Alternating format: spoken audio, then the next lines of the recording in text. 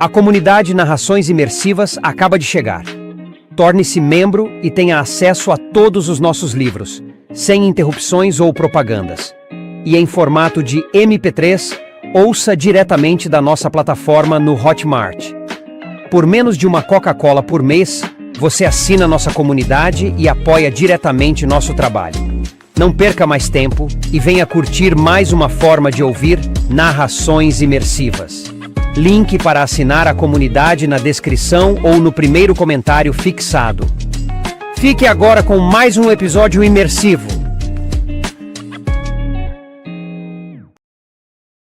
Saga Jogos Vorazes.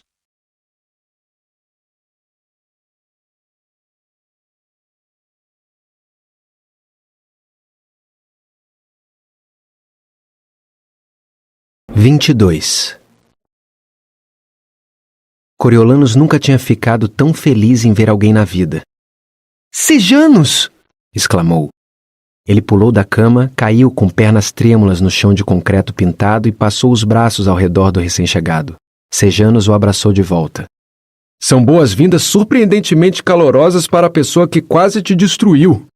Uma risada meio histérica saiu dos lábios de Coriolanus, e por um momento ele considerou a precisão da alegação. Era verdade. Sejanos tinha botado sua vida em perigo ao entrar na arena, mas era um exagero culpá-lo por todo o resto. Por mais irritante que Sejanos soubesse ser, ele não teve culpa nenhuma pela raiva que o reitor Highbottom tinha do seu pai e nem na questão do lenço. Não, é o contrário." Ele soltou Sejanos e o examinou. Havia olheiras fundas debaixo dos olhos e ele devia ter perdido uns 8 quilos. Mas, de um modo geral, ele estava com um ar mais leve, como se o grande peso que carregava na capital tivesse sido removido dos ombros dele. "O que você está fazendo aqui?" Vamos ver. Depois de desafiar a capital ao entrar na arena, também fiquei à beira da expulsão. Meu pai procurou o comitê e disse que pagaria um novo ginásio para a academia se deixassem eu me formar e me alistar para ser pacificador. Concordaram, mas eu falei que só aceitaria se deixassem você se formar também. Bom, a professora Sickle queria muito um ginásio novo e questionou que importância teria se nós dois ficaríamos presos aqui nos 20 anos seguintes de qualquer forma. Sejanos botou a bolsa no chão e pegou seus itens pessoais. "Eu me formei?" perguntou Coriolanus. Sejanos abriu a caixa, pegou uma pequena pasta de couro com o emblema da escola e entregou a ele com postura cerimoniosa. "Parabéns. Você não é mais um aluno que abandonou a escola." Coriolanus abriu a capa e encontrou um diploma com seu nome escrito com caligrafia floreada. A coisa devia ter sido preparada com antecedência, porque até o creditava com grande honra. "Obrigado. É besteira, mas ainda importa para mim." "Sabe, se você quiser fazer o teste dos candidatos a oficiais, talvez possa importar. É preciso ter formação escolar no ensino médio. O reitor Highbottom achava que isso devia ser negado a você. Disse que você violou regras dos jogos para ajudar Lucy Gray." "Mas perdeu na votação." Sejanos riu. "As pessoas estão se cansando dele." "Então eu não sou universalmente mal visto?" perguntou Coriolanus. "Por quê? Por ter se apaixonado? Acho que muita gente sente pena de você. Há muitos românticos entre nossos professores, acabei descobrindo", disse Sejanos. "E Lucy Gray provocou uma impressão muito boa." Coriolanus segurou o braço dele. "Onde ela está? Você sabe o que aconteceu com ela?" Sejanos balançou a cabeça. "Costumam enviar os vitoriosos de volta para os distritos, não é?" "Tenho medo de terem feito coisa pior a ela. Porque nós trapaceamos nos jogos", confessou Coriolanus. "Eu dei um jeito para que as serpentes não a picassem. Mas tudo que ela fez por conta própria foi usar veneno de rato." Então foi isso. Bom, eu não ouvi nada sobre isso, nem sobre ela ter sido punida", garantiu Sejanos. "A verdade é que ela é tão talentosa que devem querer levá-la de volta ano que vem." "Também pensei nisso. Talvez Highbottom estivesse certo sobre ela ter sido enviada de volta para casa." Coriolanus se sentou na cama do poste e olhou para o diploma. "Sabe, quando você entrou, eu estava avaliando os méritos do suicídio." "O quê? Agora? Com você finalmente livre das garras do reitor Highbottom e da maligna doutora Gal? Quando a garota dos seus sonhos está ao seu alcance? Quando minha mãe está, neste exato momento, preparando uma caixa do tamanho de um caminhão com comidas para você? Meu amigo, sua vida acabou de começar! Coriolanus começou a rir. Os dois riram. Isso não é nossa ruína? Eu chamaria de salvação. A minha, pelo menos. Ah, Cório, se você soubesse como fiquei feliz de escapar, disse Sejanus, ficando sério. Eu nunca gostei da capital. Mas depois dos Jogos Vorazes, depois do que aconteceu com Marcos... Não sei se você estava falando sério sobre suicídio, mas não foi brincadeira para mim. Eu estava com tudo planejado. Não, Sejanus, disse Coriolanus. Não vamos dar a eles essa satisfação. Sejanus assentiu, pensativo, e secou o rosto na manga. Meu pai diz que não vai ser melhor aqui. Eu ainda vou ser um garoto da capital aos olhos dos distritos, mas não ligo. Qualquer coisa é uma melhoria. Como é aqui? A gente marcha ou limpa chão, disse Coriolanus. É de entorpecer a mente. Que bom! A minha mente aguenta um pouco de entorpecimento. Andei preso em debates infinitos com meu pai. No momento, não quero ter discussões sérias sobre nada. Então, você vai amar nossos colegas de quarto. A dor no peito de Coriolanus tinha diminuído, e ele sentiu uma pontada de esperança. Lucy Gray tinha sido poupada de punição, ao menos publicamente. Só de saber que ele ainda tinha aliados na capital melhorou seu ânimo, e a menção de Sejanus a se tornar oficial chamou sua atenção. Será que havia uma saída daquela situação complicada, afinal? Um outro caminho até a influência e o poder? Era um consolo no momento saber que era algo que o reitor Highbottom temia. É o que planejo, disse Sejanus. Eu planejo construir uma vida linda e nova aqui, em que, do meu jeitinho, eu possa tornar o mundo um lugar melhor. Isso vai dar trabalho, disse Coriolanus. Não sei o que deu em mim para pedir o 12. Foi totalmente aleatório, obviamente, provocou Sejanus. Como um bobo, Coriolanus sentiu que ficava vermelho. Eu nem sei como a encontrar, nem se ela vai estar interessada em mim, agora que tanta coisa mudou. Você está brincando, né? Ela está completamente apaixonada por você. E não se preocupe, nós vamos encontrá-la. Enquanto ajudava Sejanus a desfazer a mala e arrumar a cama, Coriolanus se atualizou sobre as notícias da capital. Sua desconfiança sobre os Jogos Vorazes estava certa. Na manhã seguinte quase não houve menção alguma, disse Sejanus. Quando fui à academia para a revisão, ouvi alguns professores falando que tinha sido um erro envolver alunos, então acho que não vai mais acontecer. Mas eu não ficaria surpreso de ver Lucky Flickerman de volta ano que vem, nem as agências dos Correios abrindo para receber dádivas e apostas. Nosso legado, disse Coriolanus. Ao que parece. Satíria disse à professora Sickle que a doutora Gall está determinada a manter os jogos. É a parte da guerra eterna dela, acho. Em vez de batalhas, temos os Jogos Vorazes.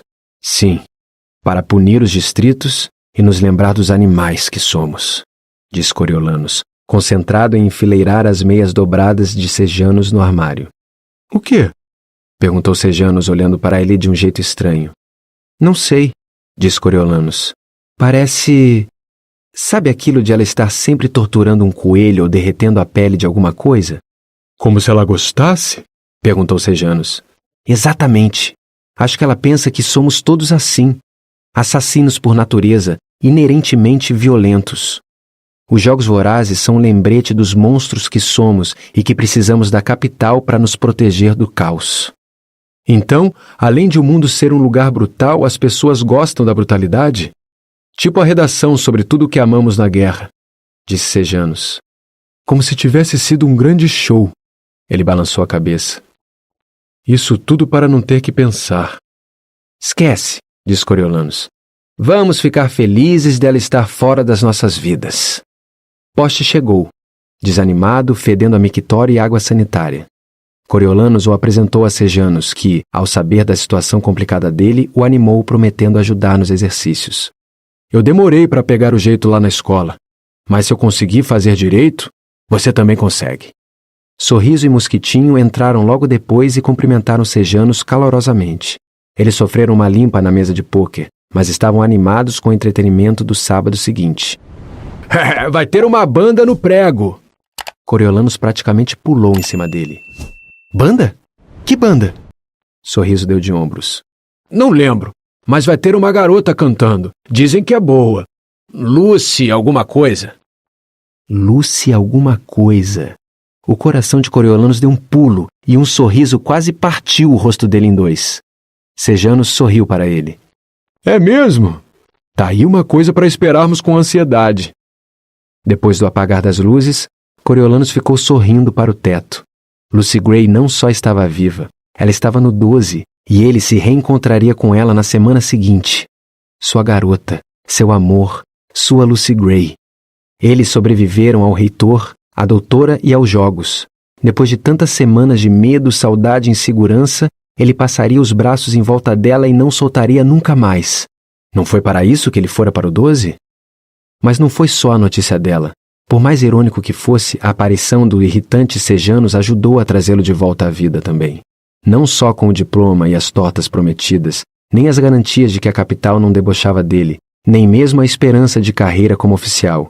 Coriolanus ficou muito aliviado de ter alguém que conhecia seu mundo para conversar, e mais importante ainda, que conhecia seu verdadeiro valor. Ele ficou emocionado com o fato de que Strabo Plint deixou Sejanus insistir que sua formatura fosse parte do acordo do ginásio e interpretou como pelo menos um pagamento parcial por ele ter salvado a vida de Sejanus. O velho Plint não tinha se esquecido dele, Coriolanus tinha certeza, e talvez estivesse disposto a usar a riqueza e o poder para ajudá-lo no futuro. E claro, a senhora Plint o adorava. Talvez as coisas não estivessem tão horríveis afinal.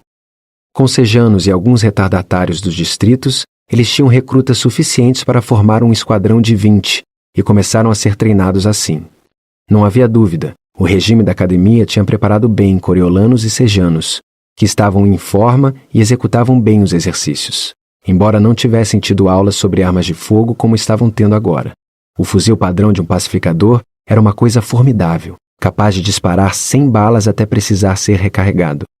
Para começar, os recrutas se concentraram em aprender as partes da arma, enquanto as limpavam e montavam e desmontavam, até serem capazes de fazer isso dormindo. Coriolanus ficou meio ressabiado no primeiro dia de treino de tiro ao alvo, de tão ruins que eram suas lembranças da guerra, mas descobriu que ter sua própria arma o fazia se sentir mais seguro, mais poderoso. Sejanus acabou sendo um talento natural para a mira, e logo ganhou o apelido de Na Mosca. Coriolanus percebeu que o nome o deixava incomodado, mas ele o aceitou. A segunda-feira após a chegada de Sejanus, dia 1º de agosto, foi um dia de decepção. Os recrutas descobriram que tinham que estar de serviço por um mês inteiro para receber o primeiro pagamento. Sorriso ficou particularmente desanimado, pois estava contando com o pagamento para cobrir a farra de fim de semana. Coriolanus também ficou desanimado. Como ele poderia ver Lucy Gray sem ter o valor para um ingresso? Depois de 3 dias só treinando, a quinta-feira ofereceu um momento de alegria. Os pacotes da senhora Plint chegaram, explodindo com prazeres doces. A expressão de Poste, Sorriso e Mosquitinho merecia ter sido emoldurada quando eles viram tortas de cereja, bolas de pipoca de caramelo e biscoitos cobertos de chocolate sendo desembrulhados. Sejanus e Coriolanus transformaram os doces em propriedade comum do quarto, cimentando ainda mais o laço de irmandade entre eles. Sobe, disse Sorriso com a boca cheia de torta. Se quiséssemos, aposto que a gente podia trocar uma parte disso no sábado, por gin e outras coisas. Todos concordaram, e uma parte do presente foi deixada de lado para o grande evento de sábado à noite. Animado pelo açúcar no organismo, Coriolanus escreveu um bilhete de agradecimento para a senhora Plint e uma carta para Tigris, assegurando-a que estava bem. Ele tentou tratar a rotina pesada com leveza e abordar a possibilidade de se tornar oficial. Tinha conseguido um manual muito gasto para o teste de candidatura oficial, que tinha uma amostra das perguntas. Era feito para avaliar a aptidão escolástica e consistia basicamente em problemas verbais, matemáticos e espaciais, mas ele também precisaria aprender algumas regras básicas e regulamentos para a parte de perguntas militares. Se passasse, não seria oficial, mas começaria a ser treinado para tal. Ele estava com uma sensação boa em relação às suas chances, no mínimo porque a maioria dos outros recrutas mal tinha sido alfabetizada. Suas poucas aulas sobre valores e tradições dos pacificadores tinham deixado isso claro. Ele contou a Tigres a lamentável notícia sobre o pagamento, mas garantiu que o dinheiro chegaria regularmente a partir do dia 1º de setembro. Enquanto tirava a pipoca dos dentes com a língua, ele se lembrou de mencionar a chegada de Sejanos e aconselhou que, se ela tivesse alguma emergência, a Sra. Plint provavelmente poderia ajudar. Na manhã de sexta, um clima tenso se espalhou pelo refeitório, e Sorriso contou a história de uma enfermeira que tinha conhecido na clínica. Um mês antes, na época da colheita, um pacificador e 2 chefes do Distrito 12 tinham morrido em uma explosão nas minas. Uma investigação criminal levou à prisão de um homem cuja família era de líderes rebeldes conhecidos na época da guerra. Ele seria enforcado à 1 da tarde. As minas seriam fechadas para o evento e os mineiros tinham que comparecer para assistir. Ainda inexperiente, Coriolanus não viu como isso poderia envolvê-lo e continuou seguindo a rotina de sempre. Mas durante o treino militar, o comandante da base em pessoa, um bode velho chamado Hoff, apareceu e observou por um tempo. Antes de sair, ele trocou algumas palavras com o sargento que os treinava, que na mesma hora chamou Coriolanus e Sejanos. Vocês 2! Vocês vão ao enforcamento hoje à tarde. O comandante quer mais gente lá para fazer número e está procurando recrutas que sejam capazes de lidar com treinamento militar. Apresentem-se no transporte ao meio-dia de uniforme. É só seguirem as ordens. Vai ficar tudo bem.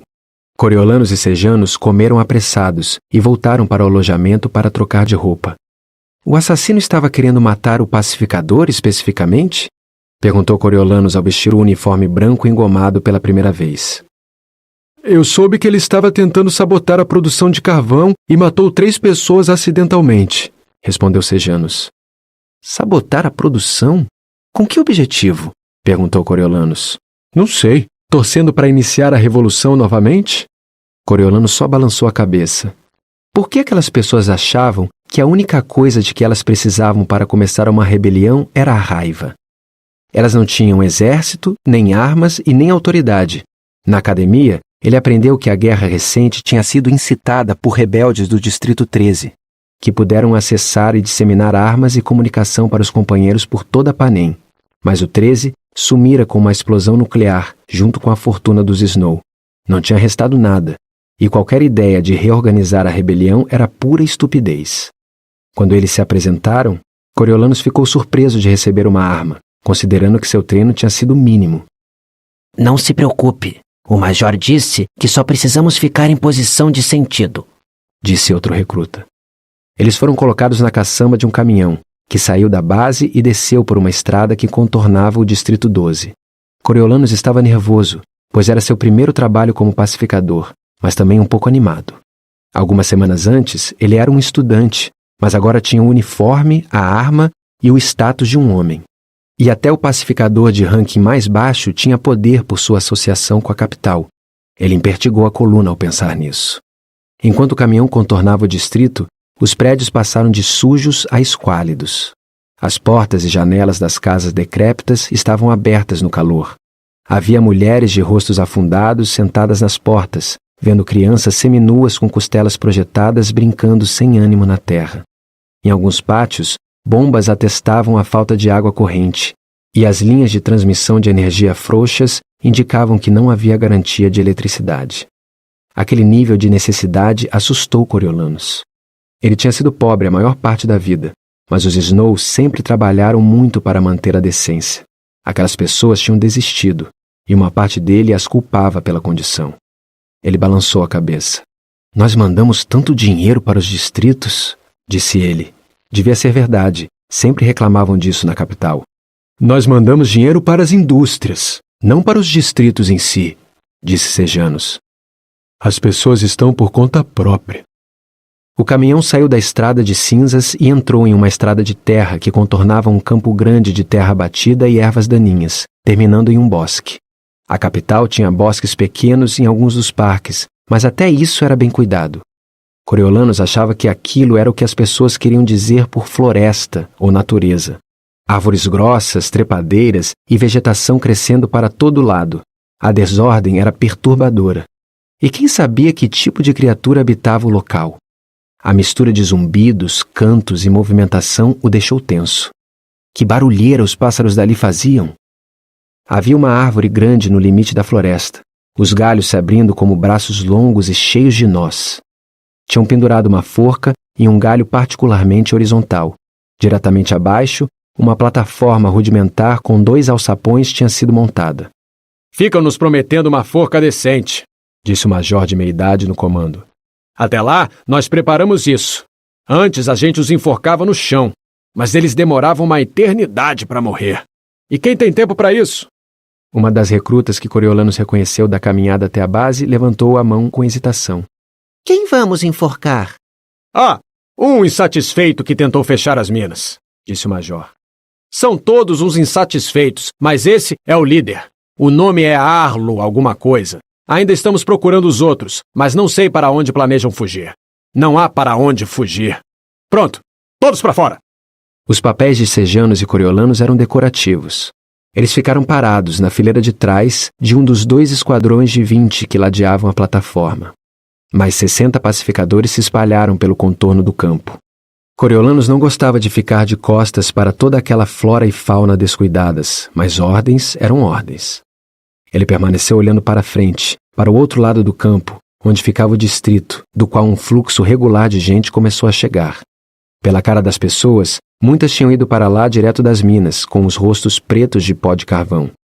Mulheres e crianças só um pouco mais limpas se juntaram a eles, e famílias se formaram no campo. Coriolanus começou a ficar ansioso quando dezenas viraram centenas e mais gente continuava chegando, empurrando a multidão para frente de forma ameaçadora. Um trio de veículos se aproximou lentamente pela estrada de terra na direção da forca. Do primeiro, um carro velho que poderia ter sido classificado como de luxo antes da guerra, saiu o prefeito Lippe, do Distrito 12, seguido de uma mulher de meia-idade com cabelo pintado de louro, e Mayfair, a garota que fora alvo da cobra de Lucy Gray no dia da colheita. Eles pararam juntos na lateral da plataforma. O comandante Hoff e seus oficiais saíram de um segundo carro, que levava uma bandeira de Panem no capô. Uma onda de inquietação se espalhou pela multidão quando a traseira do último veículo, uma van branca de pacificadores, foi aberta. 2 guardas pularam no chão e se viraram para ajudar o prisioneiro a sair. Com algemas pesadas, o homem alto e magro conseguiu permanecer ereto enquanto era levado até a plataforma. Com dificuldade, ele arrastou as correntes pelos degraus bambos e os guardas o posicionaram sobre um dos alçapões. O major ordenou que eles fizessem posição de sentido, e o corpo de Coriolanus assumiu a posição. Tecnicamente, seu olhar devia estar para frente, mas ele só conseguia ver os acontecimentos com um canto do olho e estava se sentindo escondido na fila de trás. Ele nunca tinha visto uma execução na vida real, só na televisão, e agora não conseguia afastar o olhar. A multidão fez silêncio, e um pacificador leu a lista de crimes que tinham condenado Arlo Chance, inclusive o assassinato de 3 homens. Apesar de tentar projetar a voz, ela soou fraca no ar quente e úmido. Quando ele terminou, o comandante assentiu para os pacificadores na plataforma. Ofereceram uma venda ao condenado, que a recusou, e colocaram o laço da forca em volta do pescoço dele. O homem ficou parado, estoico, olhando ao longe enquanto esperava seu fim. Um tambor começou a soar na lateral da plataforma, gerando um grito na frente da multidão. Coriolanus desviou o olhar para localizar a fonte. Uma jovem de pele oliva e cabelo preto comprido surgiu acima da multidão, enquanto um homem tentava carregá-la. Mas ela estava lutando desesperadamente para ir para frente, gritando: "Arlo! Arlo!" Já havia pacificadores se aproximando dela. A voz teve um efeito eletrizante em Arlo, cujo rosto registrou primeiro surpresa e depois horror. "Corre!" gritou ele. "Corre, Liu! Corre! Corre!" O estalo da abertura do alçapão e o ruído da corda sendo esticada interromperam a fala dele, gerando um ruído de surpresa na multidão. Arlo caiu 5 metros e pareceu morrer instantaneamente. No silêncio ameaçador que se espalhou em seguida, Coriolanus sentiu o suor escorrendo pelas costelas enquanto esperava o que viria em seguida. As pessoas atacariam? Esperariam que ele atirasse nelas? Ele lembrava como a arma funcionava? Ele apurou os ouvidos para captar a ordem, mas só ouviu a voz do morto ecoando sinistramente do cadáver que balançava. "Corre! Corre, Liu! Corre!"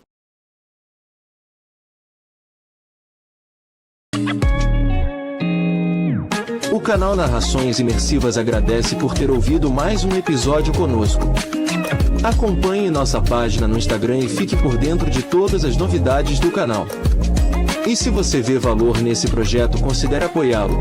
Faça parte da nossa comunidade no Hotmart. Até a próxima com mais uma narração imersiva.